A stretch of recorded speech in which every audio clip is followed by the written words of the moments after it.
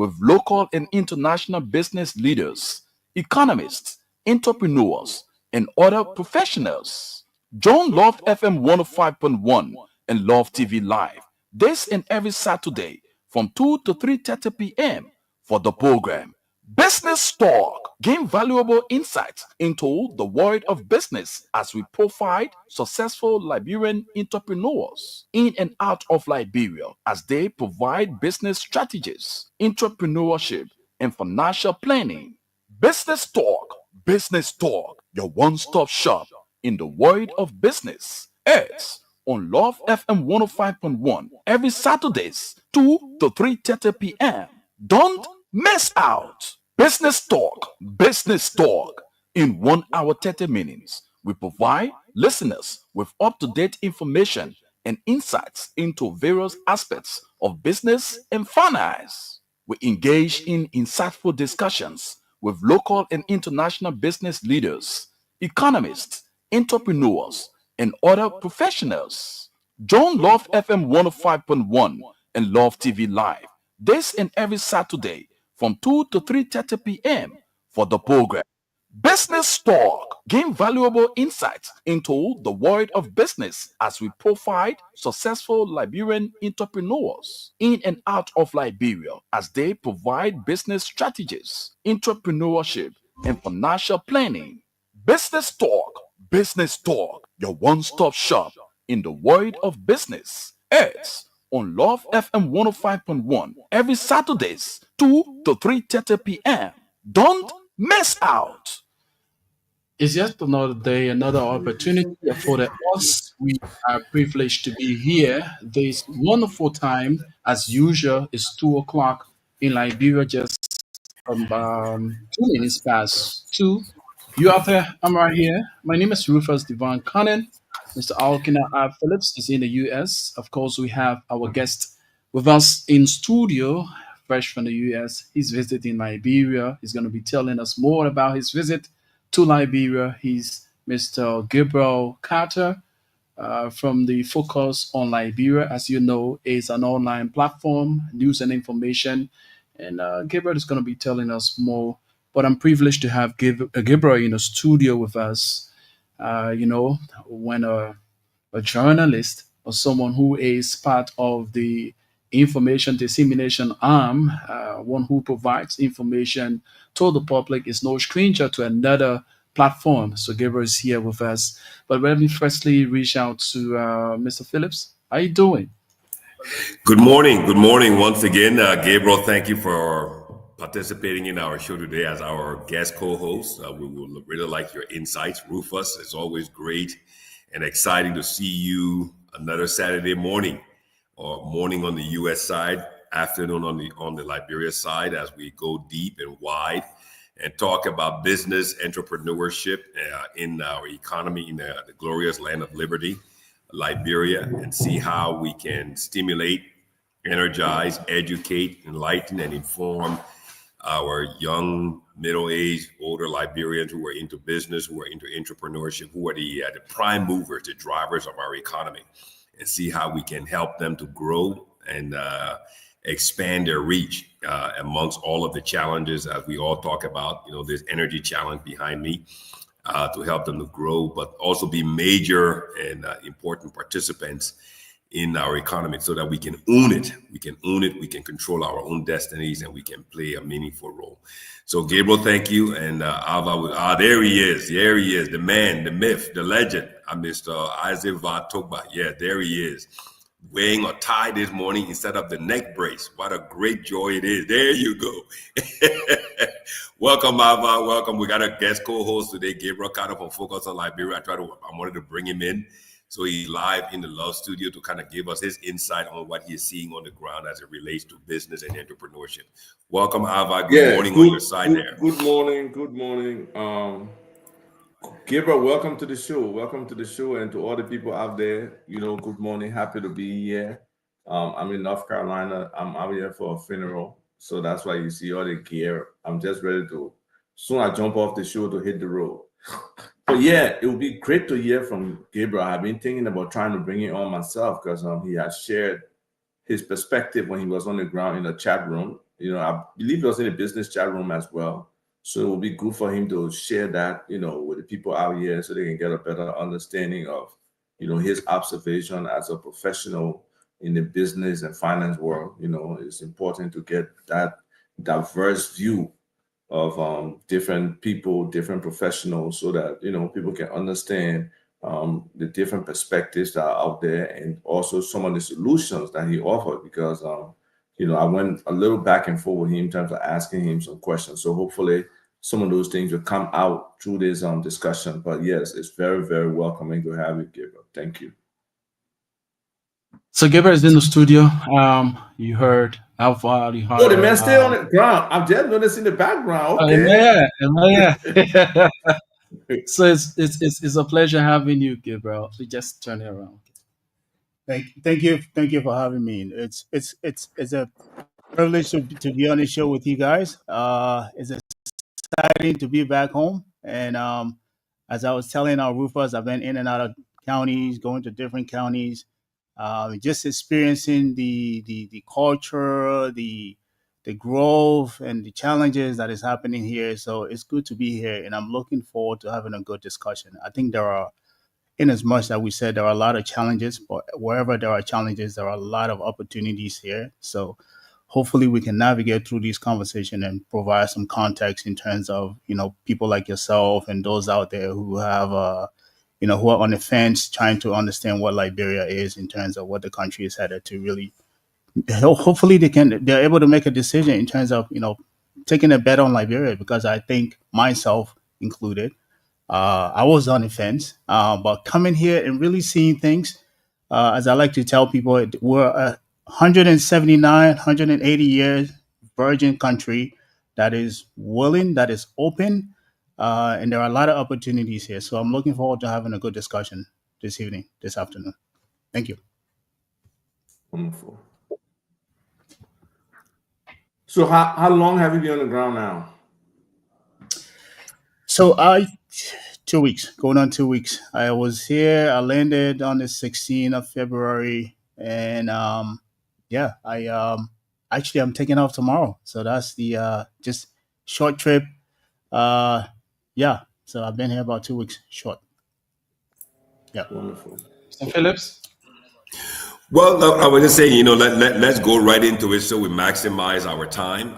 Gabriel, you're going to be up on front stage today, so we want to get your own view as it relates to entrepreneurship. I like your comment you just made. Amongst all of the challenges, for us who are entrepreneurs, business people, with that mind, and the eye and the ear, when we see challenges, we don't focus on the challenges. We look at the opportunities that are there. So while some people are running away from the fire, we're the ones who are running into the fire because we see that there's a need for water, so we can make money on providing the water. There's a need for a fire hose. Let's get a water hose and we can sell it. There's a need for buckets. We see opportunities for buckets. There's the need for first aid. We can provide that. So that's the entrepreneur mindset. So what is your take? What is your take from what you see, what you've experienced? You said you've gone to different counties. Give us that firsthand view, that firsthand experience from the entrepreneur business mindset. Please, the floor is yours. Go ahead. Again, thank you, all of you, for those in the social media verse watching, and those who are listening locally. Thank you for having me in here. I don't think I had the opportunity to introduce myself. I am Gabriel Carter. I was born right here in Colway. Again, as everything, the war scattered all of us. So I've been back and forth here. I'm a banking professional, a portfolio manager by trade. I like to tell people I'm just a banker.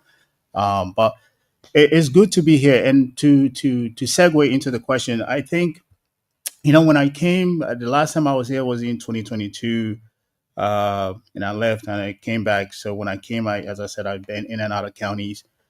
What I've seen so far is a confluence of things, right?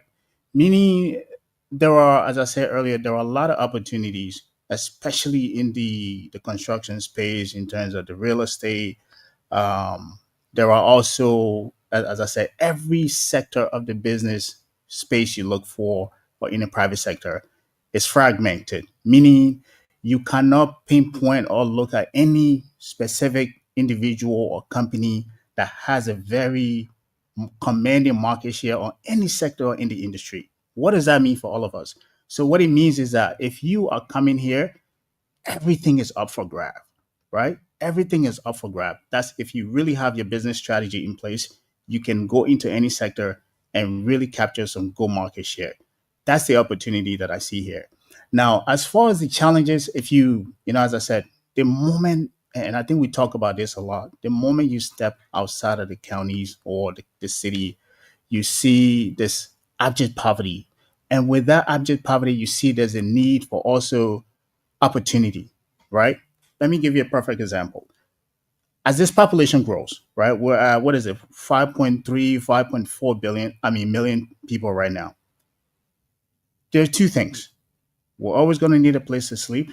We're always going to need food, right? And those are two opportunities you can look at, right? So there's this a surging need for real estate that is taking place. So everywhere you go, even in the cities, what I'm seeing now is those abandoned buildings that you used to see, people are capturing them, people are taking them, renovating them, and building apartment complexes. There are I won't say skyscraper, but a lot of bigger buildings that are going up, in terms of development. Let me give you a key point here, if that'll give you a shed of light in terms of the kind of development that is going on here. Caterpillar, I'm sure you guys are aware of Caterpillar. Caterpillar, the machinery producer, what we call the yellow machine that makes the yellow machine, right? They are in the process of building an office here, actually on the highway. So what does that tell you? That tell you they see in the near future or in the distant future the level of investments in terms of in that space that is happening here, whether it's in agriculture or construction, in that space in terms of development or building of houses or construction that they are looking to capitalize on here. So if you are somebody who is in that space, you see them setting up shop here, that gives you an idea already of what is to come, right? So that aspect of it, you can look at it from, basically if you're in that space. Now let's segue into the small business aspect of it. When most people come here, what they do is stay in fancy car, they rent cars, they drive around, AC blowing them around. But what I always urge people to do, get in a keke, get on motorbike, drive around, red light, go into these neighborhoods, right? When what you will see, even if you're in your car driving around, what you will see is that there's a need for entrepreneurship, meaning everyone wants to do business. You will see every grandma and grandpa on the street selling something. There's two things you can take away from that. One is that people are very resilient and they're very business focused. Or two, what that also means is that for those that are making money, whether you consider yourself in a middle income, which doesn't exist, there is not enough to go around for everybody in the household. So what does that mean? That means if I'm in a household, I have to fend for myself. So this is why you see everybody in the street making business. But I think where there's also another opportunity is to build an ecosystem to nurture that kind of resilience. To build an ecosystem, meaning this is something I think I shared in the chat room for entrepreneurs who have ideas or who have an idea for product or service to say, okay, this is a great idea Ava or Philip wants to develop. Okay, let's incubate that idea to see if it's even viable to become a market product or idea or service that we can scale in the rest of the country or even in a region, right? Those ecosystems are missing in our country, right? So that's why you see everybody goes into business, but they remain stagnant at certain level, meaning it's only from hand to mouth, hand to mouth. There's not that runway where you can nurture those individuals to build the product out or build the service, provide capital to them to scale it to a national or even regional market or product or service that they can offer in a country regionally. So that's that. Although there's those opportunity, but I think that space is also prime for investment as well. And I mean, as I said, as I walk around, I see a lot of opportunities here, And for me, I think I wanted to double down in the US in terms of my investment personally. But I think being here for the last 2 weeks, I've had a change of mind to really explore what is happening on the ground here. So I think I've said a lot, so I will leave it on that for now. And if you guys have further questions, we can continue the discussion. Yeah. And we'll probably talk about that more next week. The Liberia Diaspora Equity Fund, that's part of why it was founded, right? Because we see there's a lot of opportunities. But because, like you said, most of the business are so fractured, they are so little, and access to capital in Liberia is so just nearly impossible or difficult for the local people. So when we can build some critical mass of capital, whether it's 100,000, 200,000, 300,000, we can start. We don't have to start with 50 million. We can start with something solid in a sector that's profitable, and Liberians can start to see these examples of leadership in business can bear fruits for people who are invested in the process. So in terms of those small businesses that don't have it, we are establishing something called Venture Pilot, where we nurture businesses. We try to help them to understand the business model, to help them with strategic planning, to help them with how they handle their finances, to see what the scalability of that business is in terms of how wide can it grow, how big can it grow, and be able to help some of those people do that. But one of the things you notice in your observation with the foreign-owned businesses and the kinds of foreign-owned businesses, do you want to elaborate a little bit on that? For me, I'm very quiet, but I ask a lot of questions under that, reticent, behavior, right? So everywhere I go, I ask questions. The first thing I would do is, who owns this place, right? And I think my friends get tired of me asking those questions. And I ask those questions because I want to understand whether Liberians, we've heard this saying that Liberians are spectator in the economy, whether that is actually true or they are actually participating in this economy. So everywhere that I go, the first question that I will ask, whether it's a restaurant, it's a lounge, or anytime I see a building, like a high building going up, the first thing I ask my friends is, who owns this building? Who's financing this building? First of all, who owns it? Who's financing it? Who's providing the financing, right? You want to know those little bit of details. And every single time, like a clockwork, oh, this is owned by a foreigner. This is owned by a foreigner. This is owned by a foreigner. And that kind of, it not irks me a little bit, but it kind of, confirm what I've been hearing, that yes, Liberians are kind of being cut out of their own economy, right? We're not participating, and there's this stigma that Liberians cannot pay back loans, so they're not being given loans to build, to take risk and invest in themselves, right?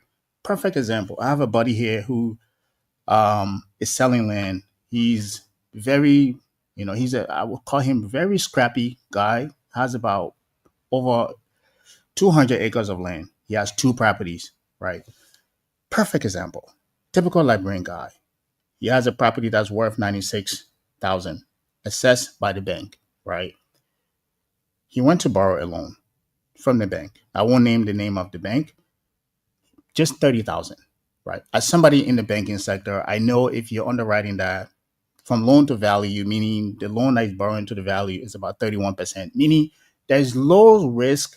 If this guy default on that loan, you can take that property and be able to sell it and still make back your money, right? That is one aspect. You can say, Gabriel, then that's not the only determinant of whether you give somebody a loan. This guy has a business, right? He's a great guy. He's a great character. He has, the cash flow from the tenant in that actual building. So there's cash flowing. Yet then still, that application has been sitting in there to the point up to now, they've yet to make a decision on that, right?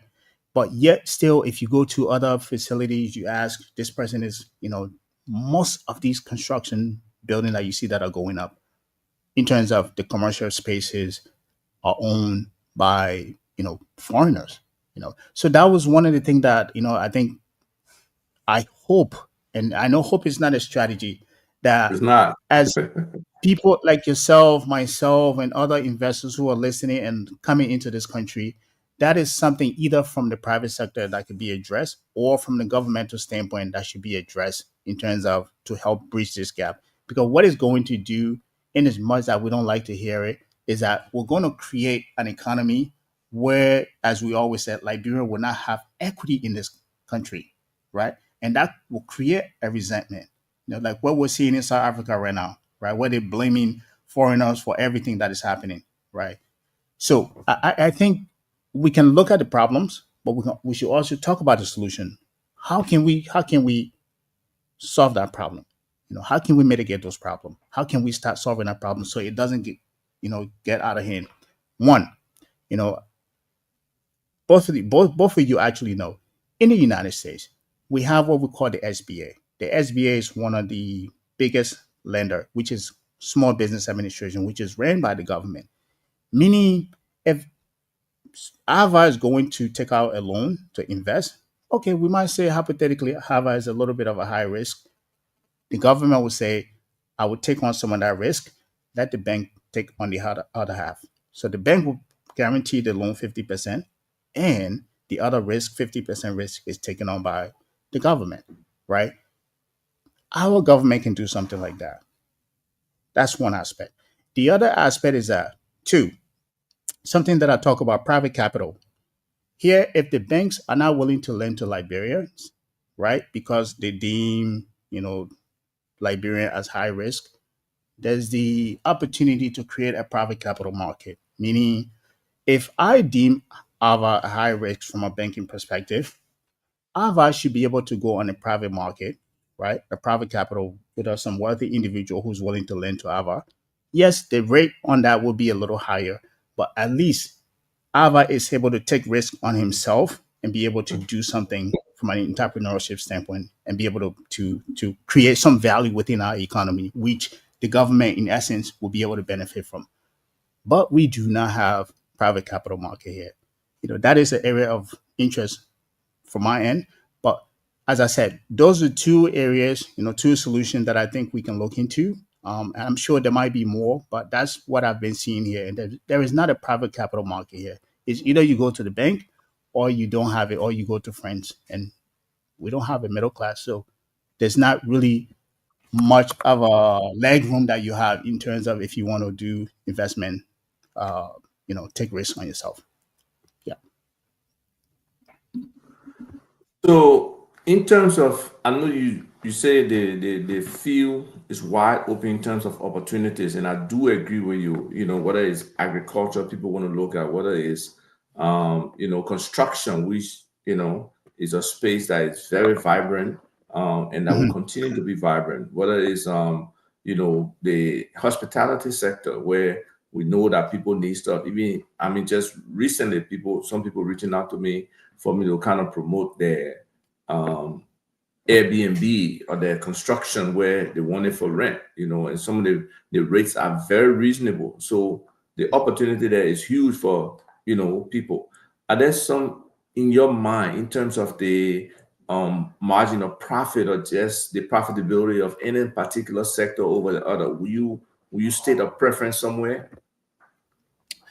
So, and this could be biased as well, because in my previous role, I was a portfolio construction manager, which is pretty much on the real estate side. I think the real estate here has the ability to become very profitable. I think by far, if you were to do any study, you will probably find it is the most profitable sector here.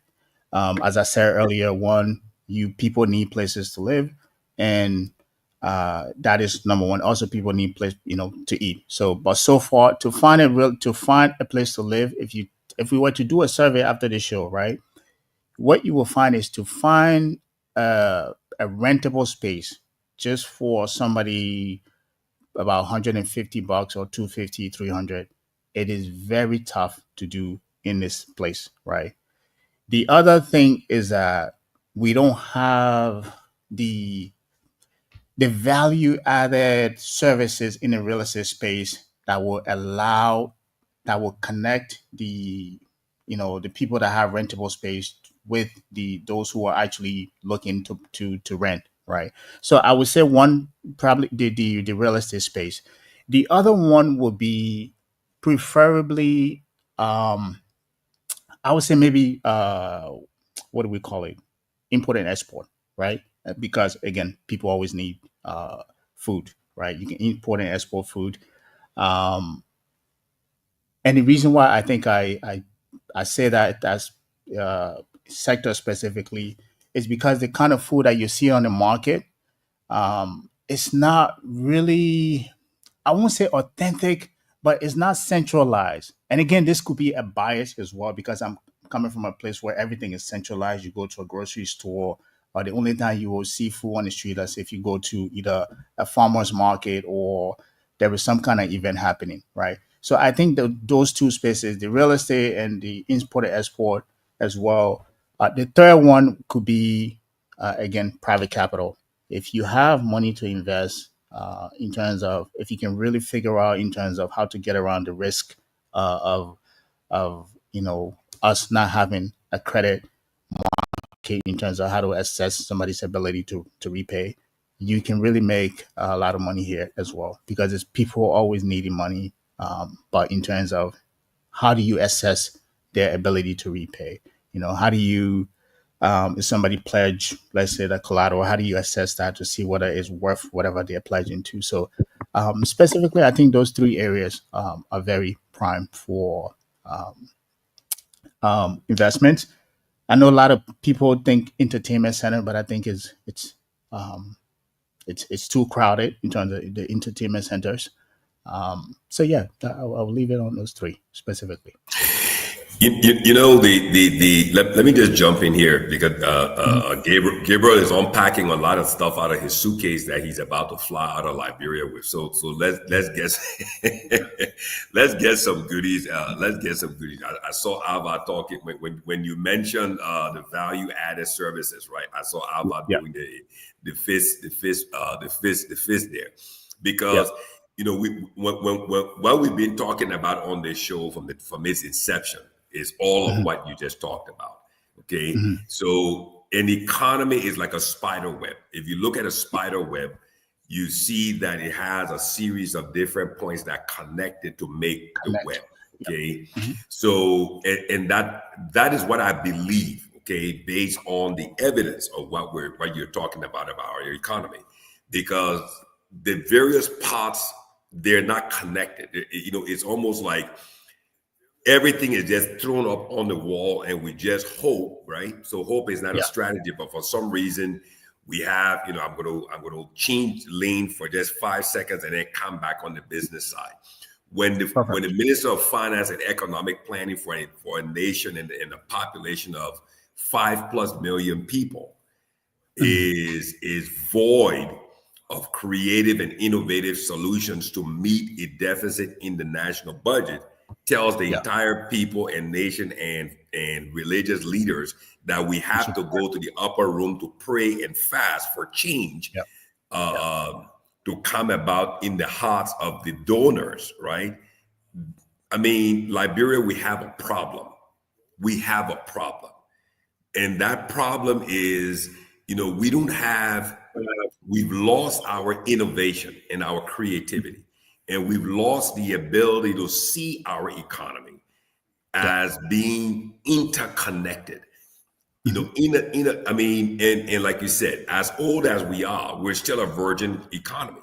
As old as we are, we're still a virgin economy because all of the integrated parts are still lacking. You use a word that Ava likes to use on this show, which is what? The ecosystem. Am I right, Ava? Rufus? We always talk about the ecosystem because in that ecosystem, everything is interconnected, everything is interdependent.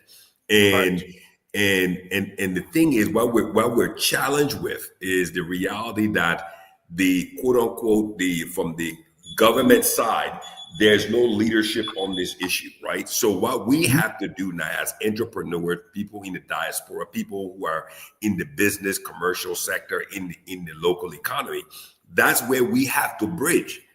That's what we have to bridge. So next week's show is going to be the building of this bridge by this diaspora equity fund, okay, Mhm. which will speak directly. I'll let Ava, he will talk to that. The entire show next week is going to be based on that fund. Okay. But that's where we have to build the bridge. So for a person like you who's a banker, right? So you're a banker. You see this thing, you understand this thing. This is your language, right? I'm not a banker. I'm an engineer and I'm a business development guy and I'm an entrepreneur. So, and with all of the opportunities before us, you see where the gap is. But at the same Yep. time, now, this is where I got to kind of beat up on my own on all of us. We Yeah. need to, our people need training. We need to be Absolutely. educated. They need to be elevated because at the end of the day, you as a banker, right?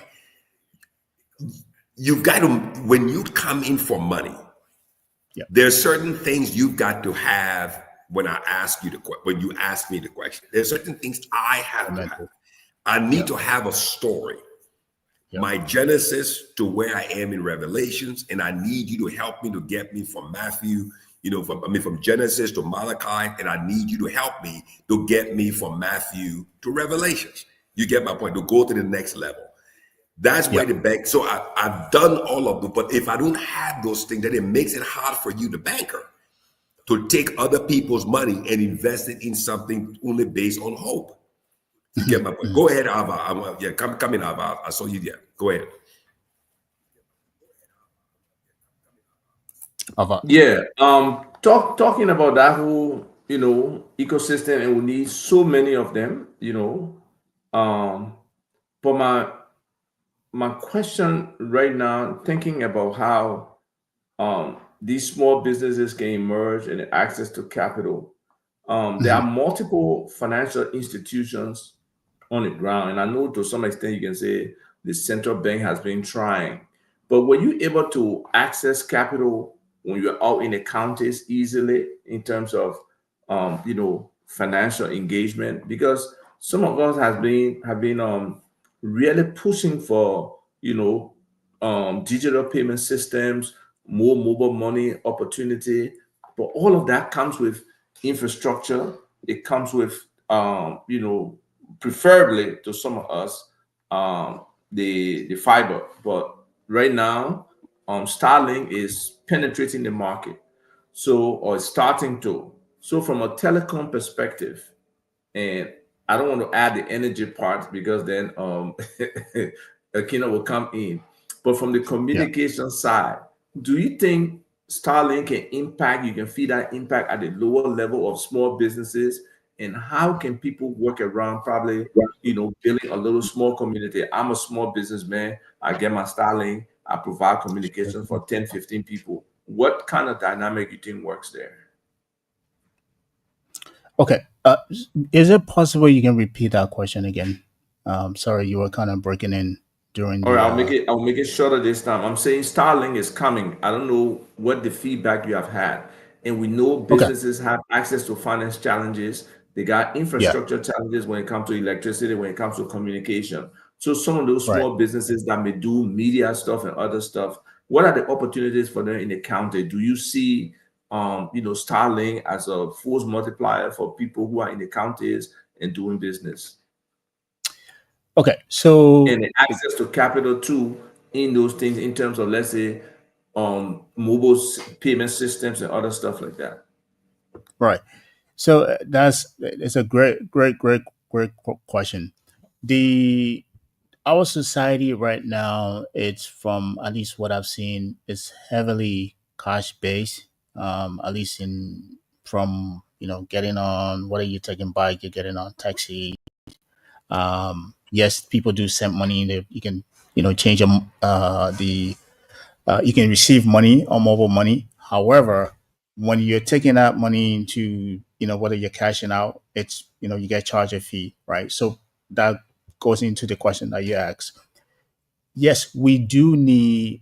I think when Mr. Phillips was talking about the value added services, like everything is connected, right?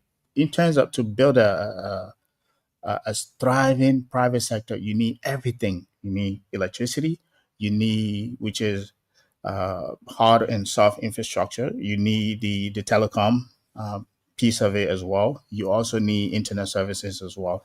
And in order for every whether the business is operating in Central Moravia or in those county, in order for them to really leave from what I call the the runway. The runway meaning like look at it as a plane taking off, right? Yeah, In for order them to take off. from that runway to take off in terms of to scale into a bigger company, you need access to internet as well, in as much as access to capital, right? Because perfect example, if you are running a business where you are just in Caldwell, right? Everybody in Caldwell knows what you're selling or what you're doing. However, eventually you will want to appeal to people beyond Caldwell, right? I mean, you are thinking bigger now. How can I sell to people in Central Moravia and beyond, right? And the only way you'll be able to do that is internet connectivity to market, right? To appeal to the broader audience or the broader population in the country. So to answer your question, yes. However, I think the affordability piece also comes in, right? The Starlink. I don't know how much Starlink is in the country, whether the government negotiated um, in terms of to make it affordable for the average Liberian to afford, because that will be another cost to the business. And if it's too expensive, even if they're able to afford it, they're going to pass that on to the customer as well. And for business, you are either competing on two things, either price or you're looking at volume, right? So if you are taking on, you have too much expenses and you're passing that on to the customer, that means you have to sell your product at or service at a higher price margin to be able to make any bit of profit. So yes, we do need internet access. However, if the government is able to negotiate, I know they were able to do that, but the question becomes how much is Starlink in those counties? Can the average Liberian in Grand Bassa, Bond County, Nimba, are they able to afford the internet service? Right.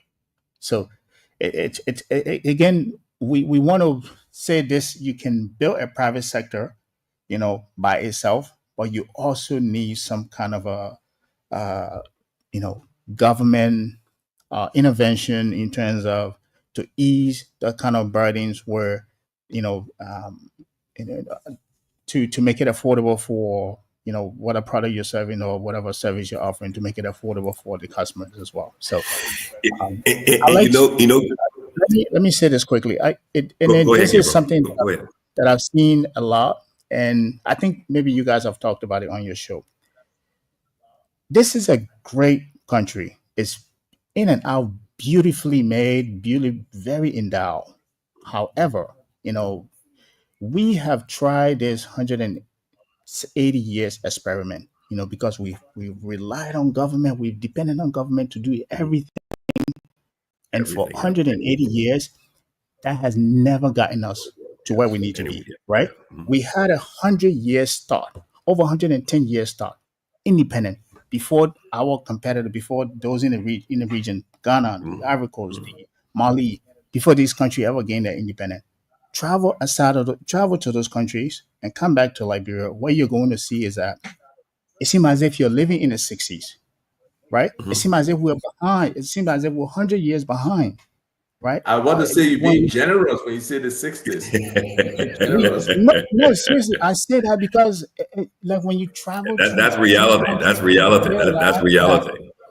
we had over 110-year head start, meaning if you're looking at the economic indicator, like the middle class in terms of infrastructure, this place being we're supposed to be the first in everything on this continent, right? Because we had 100-year start. But when you travel to those other countries, you come back to Liberia, it seems as if we're behind. Quickly, and I will land. 2018, I had the opportunity to go to Cuba, right? Cuba is a communist country where the government does everything. Matter of fact, you cannot start a business without the government's approval. The government owns everything. They ration food to you every month. However, education is free. Um, Hospitals is free. This is why they put out some of the best doctors. However, doctors get out of with PhD, they make $50 a month, right? When you travel to Cuba, what you if you never lived in the 60s, it's like you're traveling back in time. So when you travel to Cuba, you come to Liberia, it seems as if we're at that level, right? And this is not to say I'm beating down on us as well. It's just to say that we cannot we cannot depend on the government to do anything anymore, right? Let them do what they need to do. Let's focus on the private sector, And I think this is the mistake we've been making as collectively as a citizen to say the government needs to do this, the government needs to do that. They need to do that. They need to. No, we need to create the services, the product, the environment in which that's going to build this country. And if they need to catch up in terms of regulating this, then they will catch up perfectly. You know. Let's go to Rufus. Rufus, I mean, based on all of what Gabriel has been unpacking and putting on the table here, you're on the ground every day. You're on the ground every day. You're a broadcaster. You're a media man. You're a journalist. You're seeing things. You're feeling things. You're experiencing things. You have some relationships in the banking sector there. I mean, what is your take on what Gabriel is saying? Let's hear from He just said it. He just said it all right. Specifically, most of our focus nowadays is placed on the political aspect and leaving the private sector. Right now, you have a young Liberian who have the opportunity to graduate from school. The first and foremost thing he wants to do is to get a government job. Good job. He's not looking at the private sector. That what he has learned, he can turn it into something to make money and be his own boss. When we were growing up, we opened our eyes on the private sector where our parents were fully involved with the private sector. So we saw government job as a give back to society. Your father or mother was working in the private, in the government setting. They were giving back. It was just a retirement job, wanting to give back to the country. But where the money was in the private sector, where people invested their finances in business. They got companies coming like the chicken soup factory, the shoes factory, all of those factories. People were fully involved into those things. Even some of us who were in school, our siblings who were at that age, they had vacation jobs and forwarded them to those factories and other companies that came into the country or were operating in the country. But nowadays, the first thing a young man would want to have a government job. We just saw these few days where a young man said to himself, a government official should roll over him, went under the car of a government official because he doesn't have a government job. You seeing that? So if the private sector was open and booming, trust me, what am I going to do in government? We never even have our mind to know as to what's the GDP and all the kind of thing that what the government was getting from all foreign aids. No, because the money and all of those livelihood were coming from the private sector. So he's just saying everything in the right direction. Thanks, Rupa. Yeah, I mean, and again, and like I said, I mean, I think that there's been a great detachment, separation between, I mean, that has taken place in our economy, in our country. I mean, the wife and I, we were just there. Rufus, you were there. We visited with you several times, and as you said, I mean, you mentioned about using the pemping or the keke for transportation. Rufus used to laugh at me. My son and I were in the keke all day, running around, observing things. We were on the motorbike. In fact, at the end of the day, he said he preferred riding the pempen because it was, we didn't have traffic problem with riding the pempen. He enjoyed it. But again, for me, it was an observation. And I've got to say this one thing, which I'm sure you yourself, you experience. Yeah. When you look at the Liberian economy, right, in layers or in levels, the people at the bottom, right, the pempen got riders, the keke riders, the scratch card guys, the mobile money guys, the market women, the guys who were at that petty small business level, those guys or those people, that population, that segment, they get it. They get it. They understand it because for them, it's not a hustle. This is something that they've put their effort, their time, what little livelihood. investment they're getting from their diaspora loved ones, relatives, through mobile money, through SendWave. They're applying it and it's producing for them on a daily basis.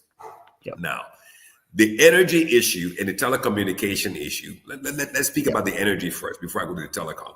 The energy aspect of it, as you mentioned, I mean, Ava will also tell you, Rufus will tell you. For me, I see energy as the foundation. It is the foundation upon which everything has to be built.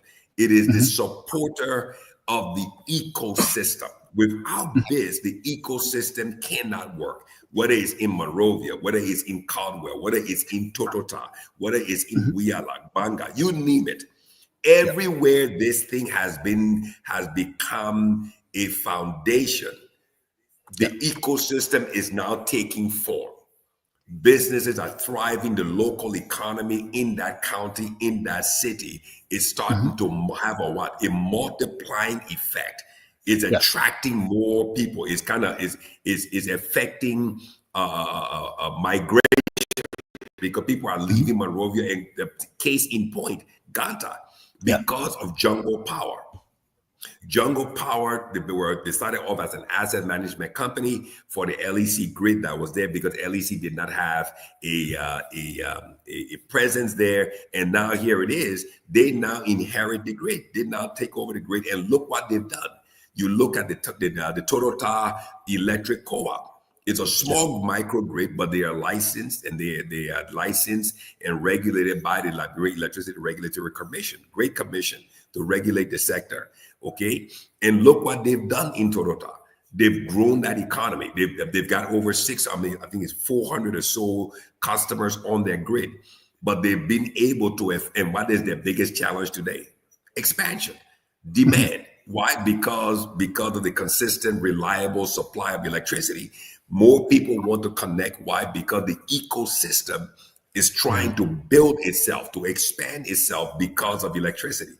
And then when electricity comes, you can put on top of that the broadband. One of the challenges in the market is that we've lost our ability to understand how these things are connected to build the ecosystem, to support the ecosystem. Okay, one of the things the Diaspora Investment Group fund that Ava is intimately involved with, we're looking at the remittance. Liberians remit $800 million a year into that economy. And where we did a whole show on where are Liberians spending the money. When they get the money out from their phone or from the mobile money guy, where are they spending the money?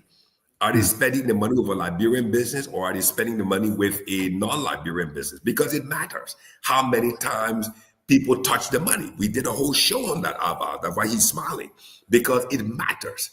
Because if we don't spend the money with Liberian businesses, then the other guys would capture the money and export the money. And we would not see the multiplying effect of it. Okay, so broadband is very important in their technology. And those who are watching the show, those who are into the broadband space, the monetization of Wi-Fi using either the Lone Star or the Orange router, or as Ava mentioned, Starlink in the rural areas is a very, very valid business concept. If you can create a small public Wi-Fi network in an area, whatever Lone Star or Orange mobile, data services are being sold, you can capture that, and the technology is available. So I think, again, like I said, we've lost our ability to innovate over the years because of this dependency, right? John F. Kennedy, one of his greatest quotations: "Ask not what your country can do for you, but what can you do for your country?" And I think that's where we Liberians in the diaspora need to ask ourselves: how can we engage with our brothers and sisters in Liberia in that business space, in that small, petty, medium-sized Liberian business space? But again, Ava is all about data. His middle name is Ava Data Topa. He loves data. market, because again, he will always say, where's the data?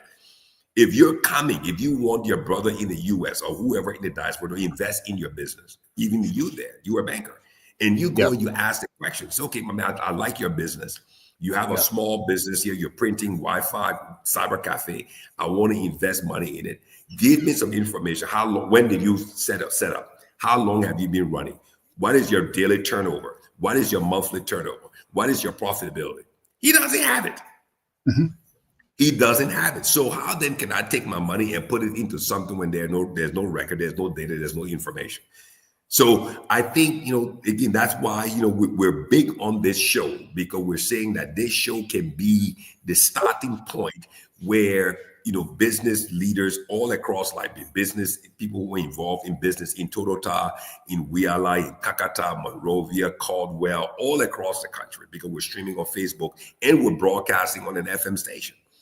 Listen to the show and learn, because you can take this knowledge, you can take this, all of these nuggets and apply it to your business and help you so that you can gradually grow. There's a bank in town there. It's called City Trust. It's right there. The brand, I think the head office is right there in Cinco. It's called City Trust. And they have you can look them up. I don't know whether you're leaving tomorrow or you're leaving on Monday, but stop by City Trust. Talk to Rufus. I think Rufus has some good friends who work in that bank. And they have an entire portfolio just for small Liberian businesses. Just for small Liberian businesses. And in Liberian business, a $500 US loan is a lot of money. It's a lot of money for a small Liberian business.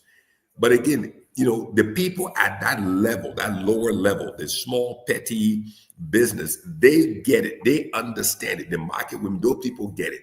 But once you go above that level, then the detachment takes place. And I advise people who are in the diaspora, those who are in the diaspora, who have money to invest, getting with Ava, his investment fund, that diaspora investment fund, to now start creating that, like you mentioned, private capital to support. The solar investments in Liberia is also very, very good. Investing in solar energy in different rural areas is also a great opportunity to support the local economy. We've got 15 political subdivisions. So that means we have 15 sub-economies in this country. How are those sub-economies working together to pour into the great economy? Last week, I talked about the river. If you look at the St. Paul River, people say the St. Paul River is big. But don't forget, the size of that river, the flow of that river depends on the tributaries that are flowing into that river. Shut down the tributaries and see what happens to the St. Paul River. It would dry up. So we all feed into this economy. And that's why it's so important that all of us who are in the diaspora, we actively engage with the small business community in Liberia. And those small business entities must, their leaders have to engage with the show so that we can build the bridge. If the bridge is not built, how then do you get to the other side? If the money if the capital for investment is on the other side, and there's a separation there where the capital is needed, how then do you get to the other side without building the bridge? And that's where I think, we're detached from reality. We need to build this bridge, and the only way to do it is to actively engage,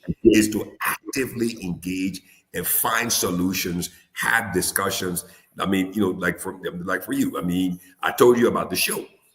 And I wanted to reach out to you this morning, but you reached out, you said, hey, Al, I'm available tomorrow. The show is tomorrow. And I said, hey, right away, get in touch with Rufus. And here it is. Ava was also thinking about getting you on the show as well. So this is how we work. We collaborate, not in competition, but in collaboration. And this is how we build the bridge and we move it forward. Go ahead, Ava.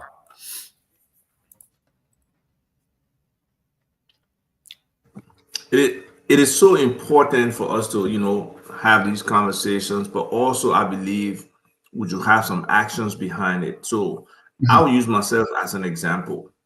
Gabriel talked about the opportunities in the real estate sector. Yeah.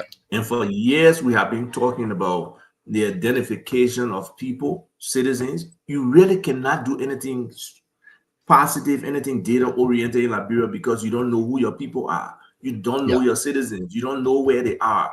So all the stuff we talk about government planning and stuff, it's just basically kind of useless because you really don't know. Then we are currently now talking about real decentralization, right? To the point where we are trying to devolve the power from the central government down to the counties. Yeah. I see. We had that discussion with somebody. We don't have to call his name, Yeah. just the other day. And Just I the other see day. a Yeah. major challenge in that as much as I want it. But are we Mhm. preparing the people? Are we building their capacity to be able to handle the devolution of functions? Let's say to have a transport, Ministry of Transport window in every county, these different service centers.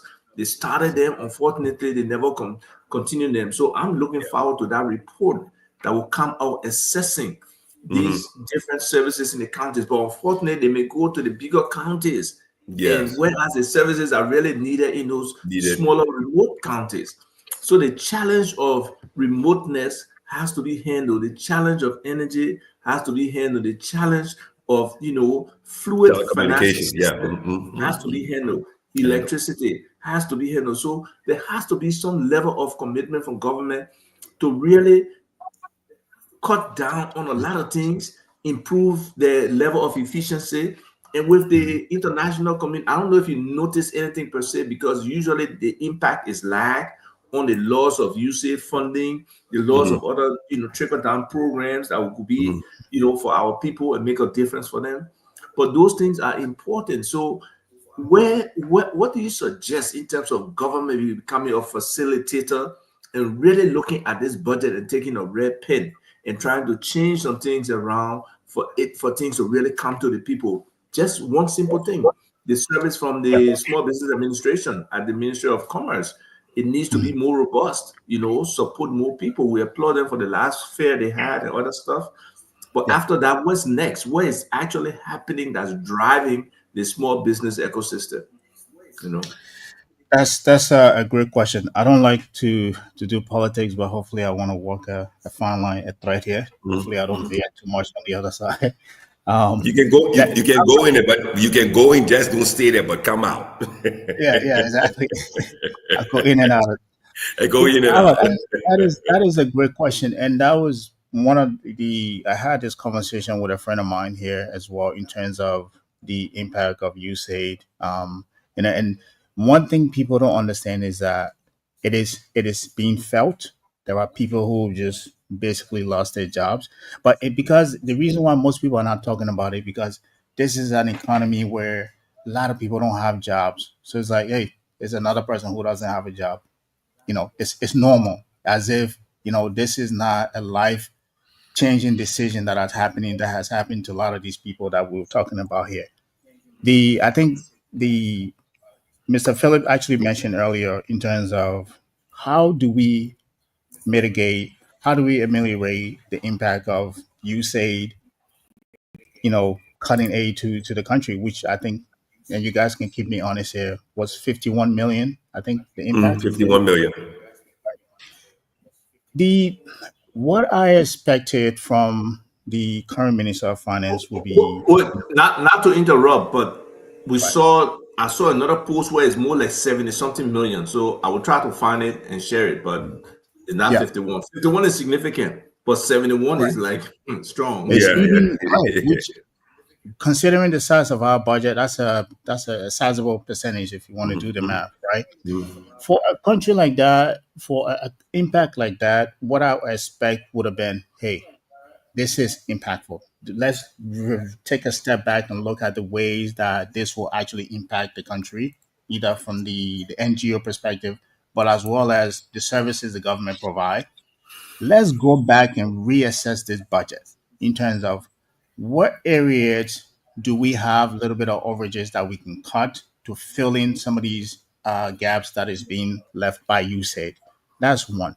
The other thing would be, okay, this is the short-term perspective.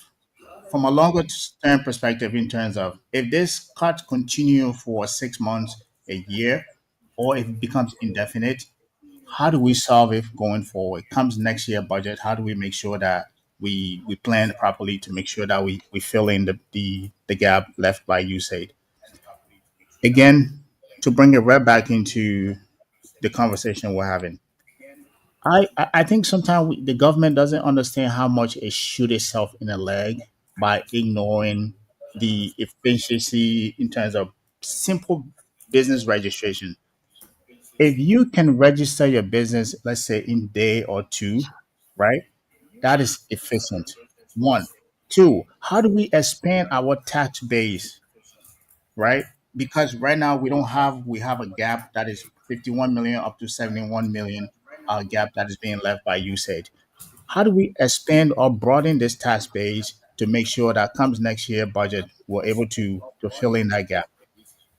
One aspect would be, again, I think Ava, you alluded to this, identifying businesses, identifying people, and most importantly, identifying properties, right? We have tons of properties like vacant that are just eyesore in the countries, even in Central Moravia that are not being identified.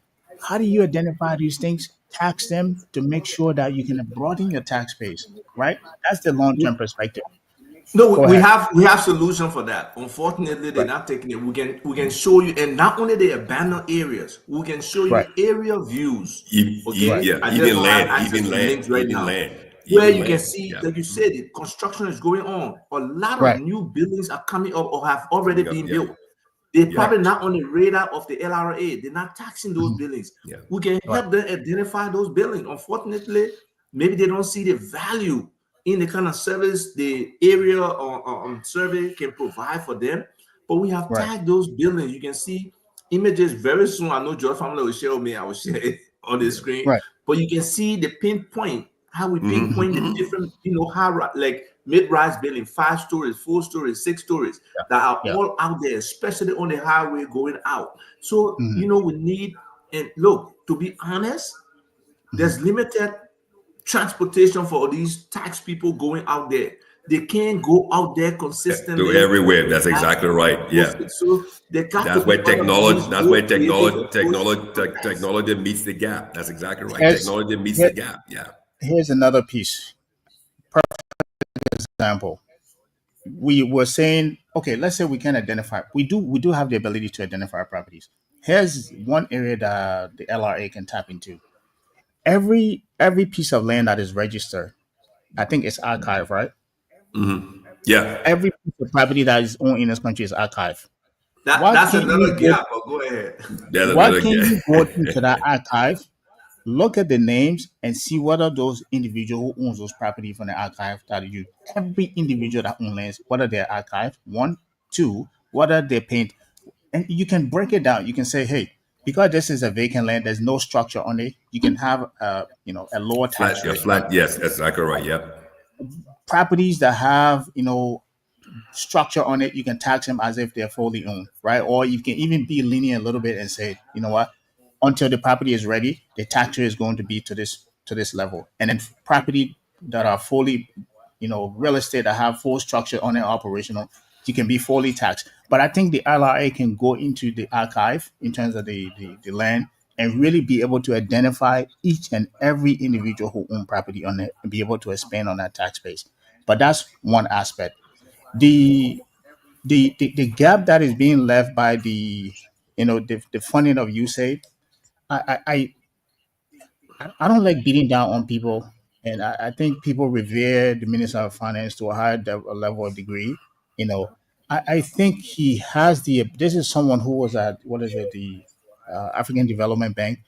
You should be able to be coming up with solutions to solve this problem, as opposed to telling people to go to prayer booth and go pray. Right?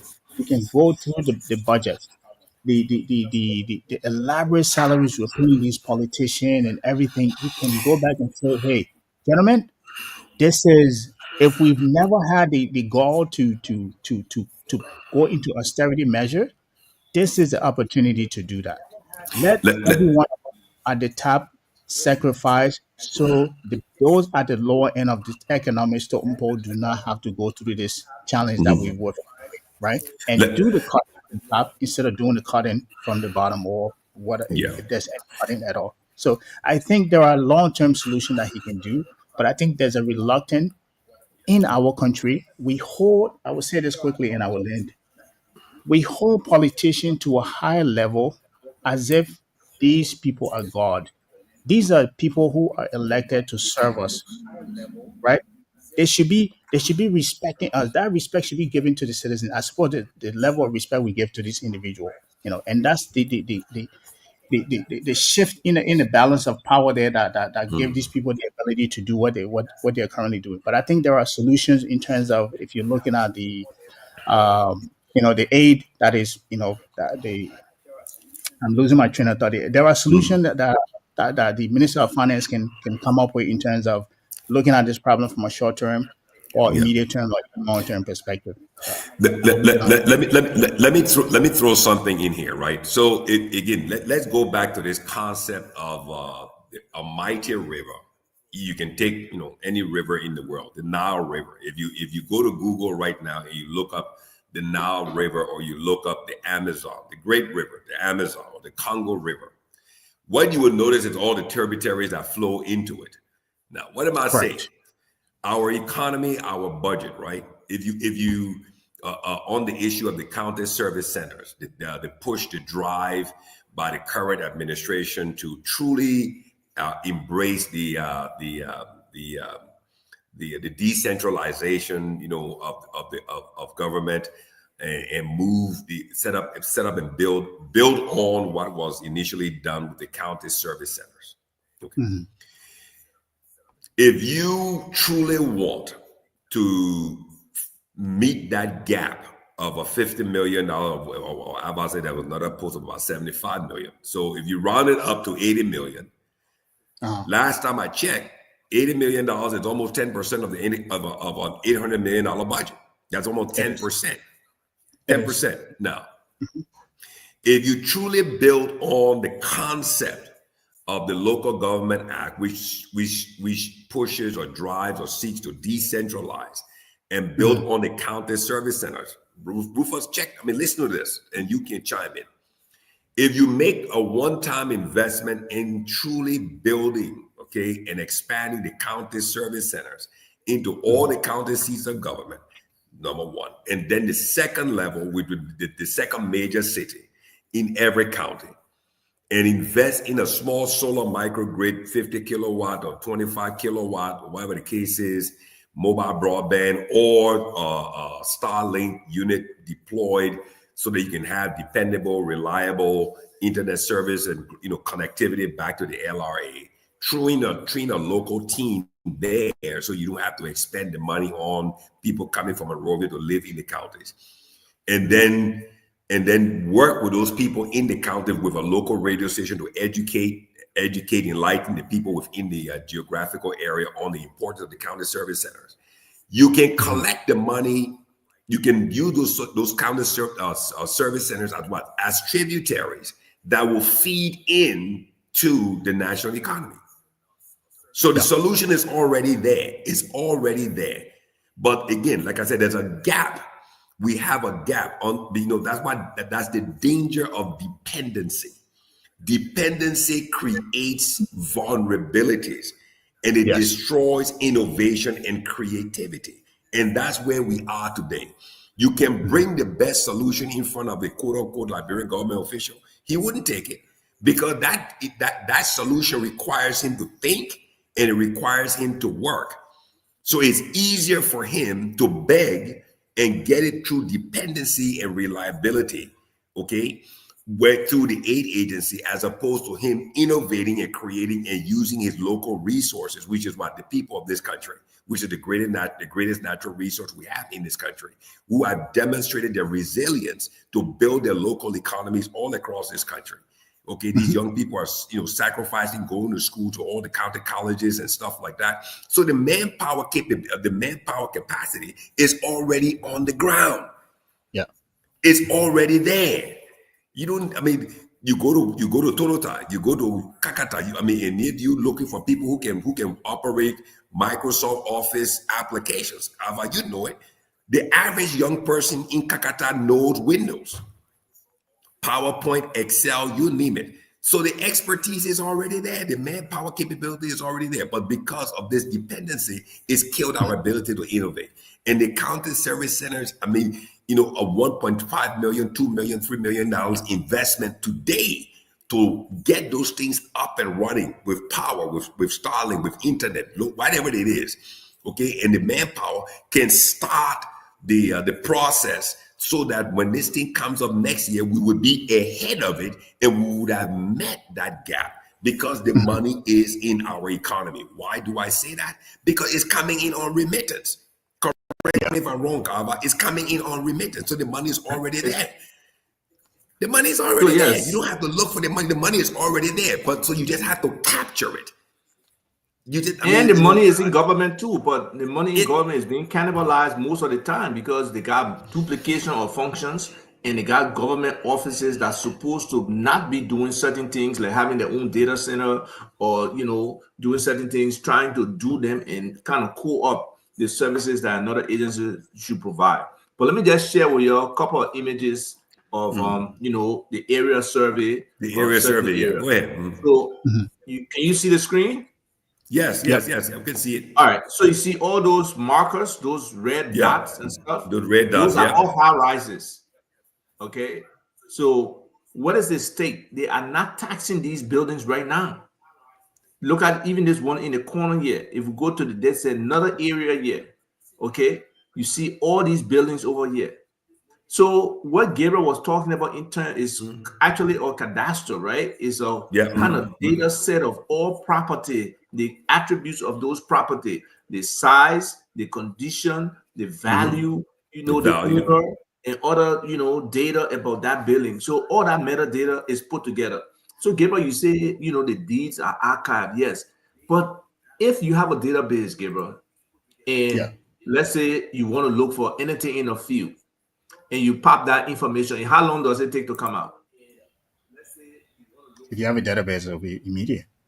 Exactly, right? But if you go to Land Authority or to archives to, inquire about your property, it takes the longest time. What sense does that make? So to me, in that, I mean, they don't really have a real archive, right? So that's exactly right. Yeah. For a land, archives should be more like it shouldn't even exist. Actually, it shouldn't exist, but it's still existing because for some reason, when government changes structure and stuff, some people can demand that the owner's situation. That's exactly must not change. It should, work. Because the Labrador Land Authority should control everything about everything. They should even empower them in terms of the decision about when there's conflict in land, when they do their research and stuff. But the fact is, most of the people don't believe in the integrity of the institution because of all the different things that have happened. So, President Boyka has a huge opportunity to revolutionize our country in so many different ways. And the time is now. If we're talking about internalizing, we're talking about trying to make up for these gaps.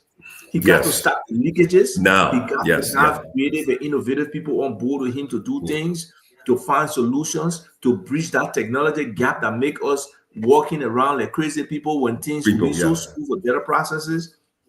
So, these kind of things and these kind of things can enlighten other people who can have other ideas to come to the table. So, it's just important that we continue these kind of discussions. Gabriel, before you jump in, let's get Rufus's input. Rufus, are you there? What do you think on this? Like I said, I mean, they using technology, right? Was it the George formula is on my case here about mentioning Starlink. George, I mentioned Starlink as a short-term strategy, not a long-term strategy. Okay, Libtelco, I understand, is there. So where Libtelco has a point of presence, I think Libtelco should be where we make the investment for terrestrial infrastructure. They themselves need to be, must be, should be in a very integral part of the long-term strategy for internet broadband connectivity in all of the counties. But government has not made the investment because, again, there's no knowledge, there's no understanding of how important of a role Leptelco needs to play. Okay, what for Is the that a technology? state-owned enterprise? It is a state-owned enterprise. It's a state-owned Okay. enterprise. That is the people's network. Okay, we the taxpayer, the citizens of that, we own that infrastructure. But again, if you don't understand something, a man can only do. I mean, a man's limitation is understanding, is his level of knowledge. A But man do they cannot go have? above what he knows. So if Do I'm they? coming, let me Yeah. like that. So if we have a leadership who does not truly understand, who truly does not understand the role of Leptelco from the broadband perspective, the broadband infrastructure, right? Let me expand on that. I always pick on me about electricity, but let me expand on the technology side. Yeah. If you truly understand, right? If you truly look at this $800 million that comes in as remittances every year, right, from Liberians abroad, where is the majority of that money spent? Mobile money. I mean, it's spent where? On data services from either Lone Star or Orange. So we can agree that the $800 million, a big portion of that is spent on telecommunication services. Okay, let's go deeper. What percentage is actually spent on Leptelco? Next to zero. And why is it? It's simply because government leadership does not understand that we're basically subsidizing foreign telecommunication companies. Not in a negative way. I'm not beating on anybody, but I'm just calling a spade a spade. We are subsidizing the profitability of foreign GSM mobile telecommunications companies in our country at the detriment of our own local mobile telecommunication company, the LTC or Leptelco. Why can that not be an investment in Leptelco to create, as George just mentioned, a terrestrial microwave backbone across this country? But I mean, why is it? There are always excuses, but I don't hear any reasons. Because you. the lazy way is to just go to Lone Star or Orange, but the Mhm. hard way is actually sitting and thinking on how to build a network infrastructure. And the amazing thing, I'll end on this. Do you know that most of the Leptelco towers across this country are being rented, leased by who? By Orange and Lone Star, without You just Leptelco being present. So you. this is my point. Yeah. And how do you expect, as I mentioned, fintech technology, right? Mobile money. How do you expect that to expand and play an integral part to meet our gap in our national budget as a You result of just. this? We're not connecting the dots. Go ahead, Yeah. Gabriel or Rufus. You just. I think you, in a sense, you actually answer your own question earlier, and that's the thing. In order to invest in something, you have to see value in it, right? That's it, If yeah. if the government saw Leptelco as a value proposition in terms of as a stream revenue, so that if we build the infrastructure of this telecom product, right, or the services, the towers, this is what it can do to us in terms of in terms of revenue it can generate for us. They will invest in it, but I don't think they see the value in that. Hence Because why. they don't understand it. They don't understand it. Exactly. They don't Hence why understand we it. have other telephone company in the country such as Orange and the other one that are investing that are even leasing their own towers from them, right? These people see value in it. Uh the next point here I wanted to make is that we can expect them to do that, right? Let's say hypothetically they saw value in that. The question becomes, where are they going to get the capital, right? If you look at the budget, there's not enough leg room in terms of that is spent on private public investment, right?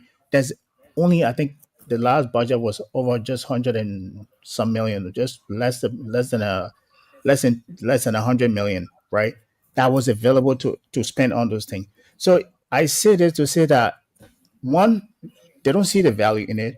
Two, even if they saw the value, they don't have the money to invest in those things.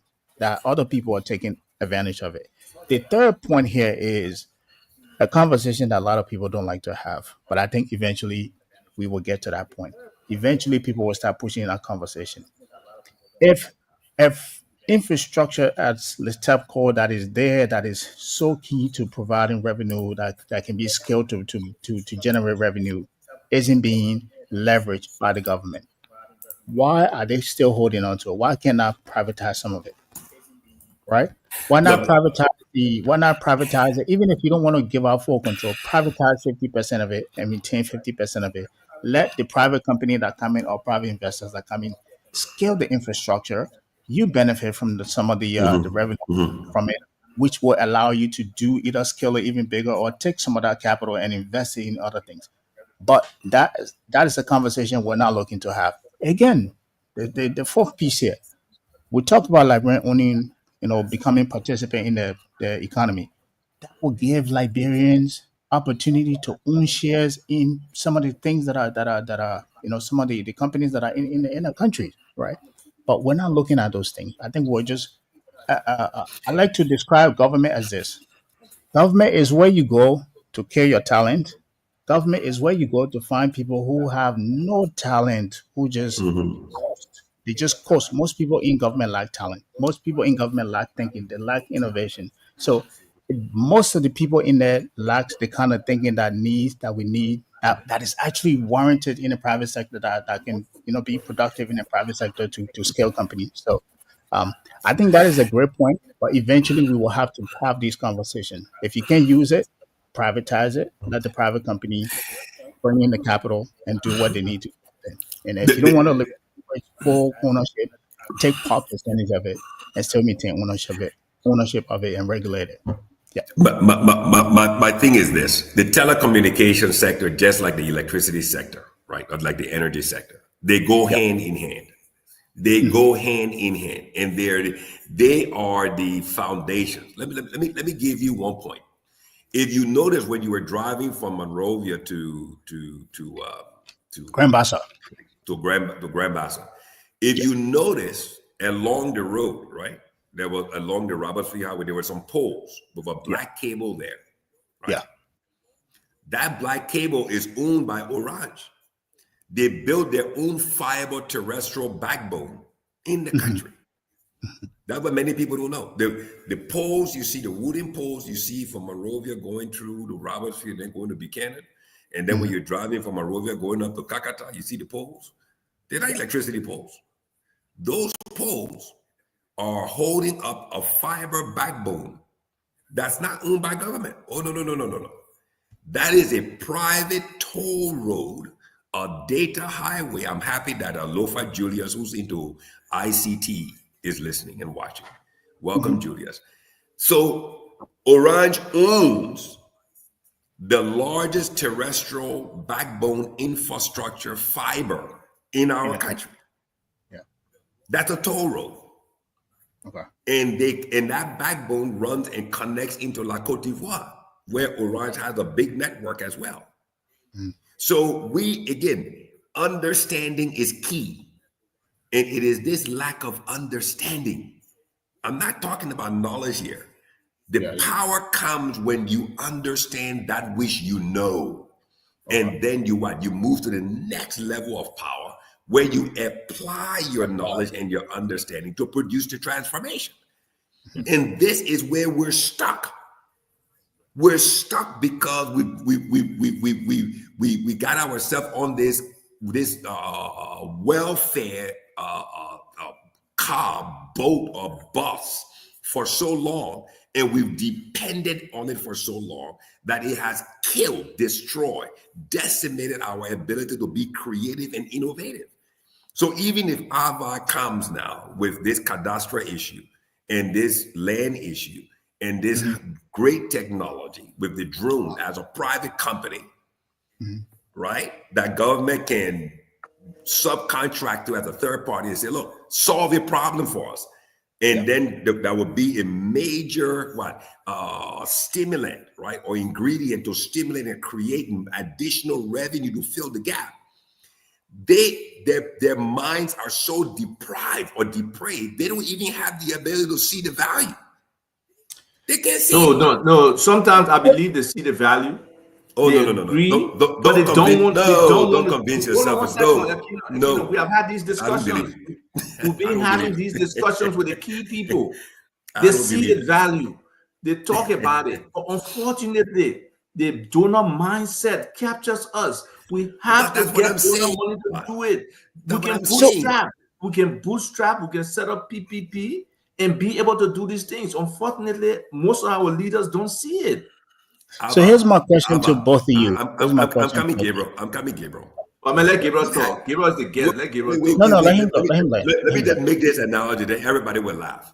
We've all had children, right? We've all had children. Right. And all of our wives or, you know, the mothers of our children have breastfed the kids, right?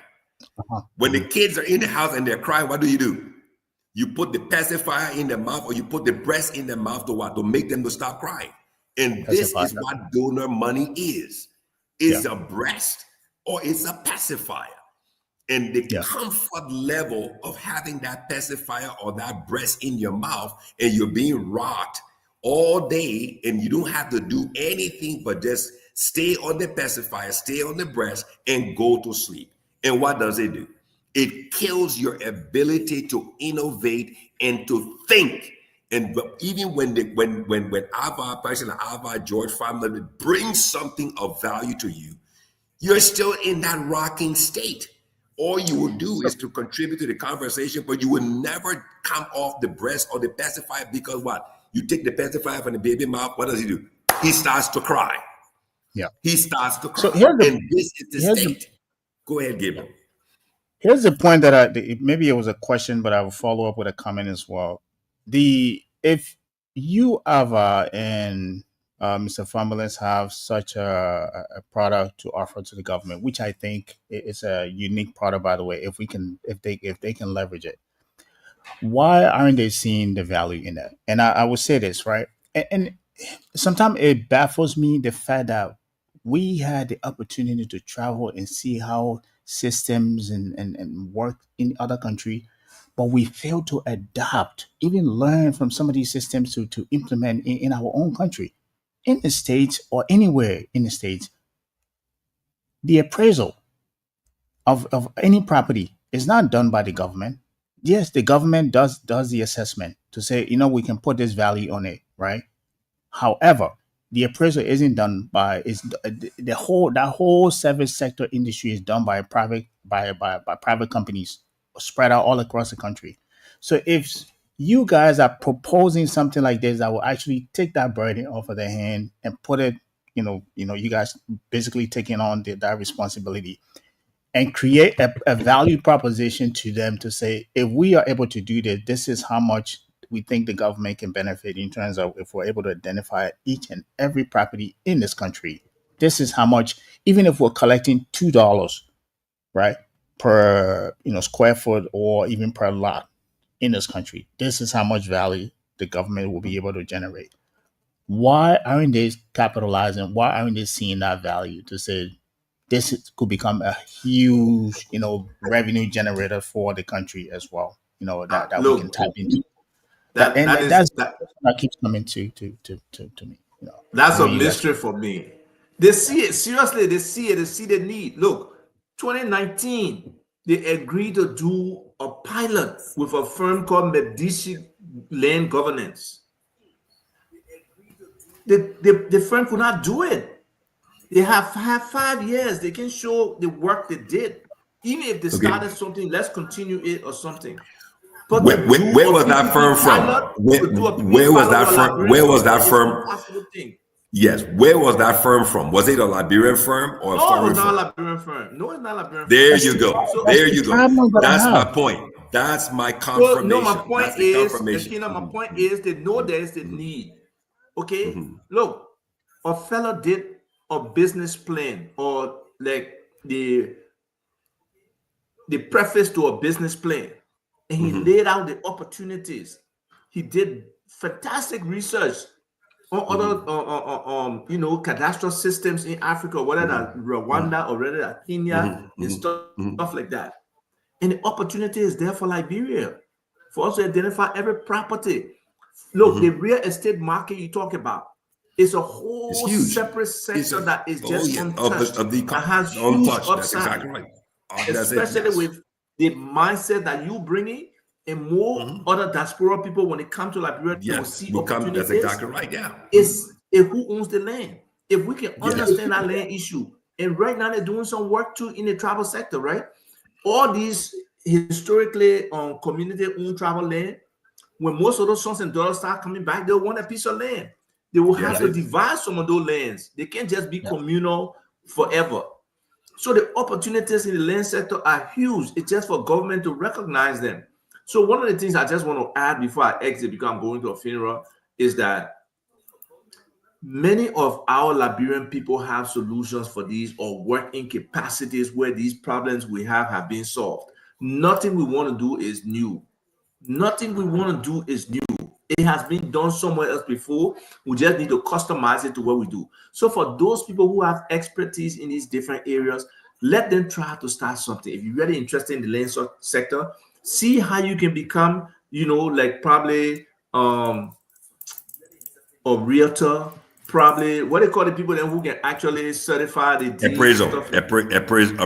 appraisals. That's it. But right now, appraisal is done based on what you think your building is worth. That's what you tell LRA, which is not the process, like he says. So private sector thing. If you want to do stuff in the healthcare sector, try to see if you can start something. Maybe like we got all kind of funny drugs coming in our country. Maybe start with an NGO monitoring the drugs system, testing the drugs and stuff like that. Because that's why people take all kind of stuff in Liberia, because some of the drugs they're taking, and then they fall sick and die. Drug factory in India. Yep. They're bringing all that drugs in. I was even watching something from India where they're bringing all the these like narcotic drugs. They're bringing a lot into our country. What are we doing? This whole drug problem. So we have a lot of problems, but we're a small country. Yes. If government can put its foot down and set some serious, limits for people and put consequences behind those limits, our country can change. But I think naturally our time is kind of over. Yes, so I think Rufus just this is a very good show. Yeah. So you can talk about the Liberia Diaspora Equity Fund for next week. Will be here. Dwalu will be here. Fatima will be here. And we'll, share the flyer again this weekend and share it next week, so more people can be aware of the show, for us to talk about how we as Liberians can build a critical mass of, investment funding to be able to jump into our marketplace and be players rather than just spectators. So, the opportunities, like Gabriel said, is huge. We just need to find out how we can harness some of our resources here and divert it to investments in Liberia, whether our own original investment, whether scaling up some small companies that already exist and being partners with them, and all of those things. So a lot of things are possible, and hopefully we can expand more on those discussions, next week. But I want to say thank you again for coming on. This is a labor of love. We're doing this free of charge. We're engaging people.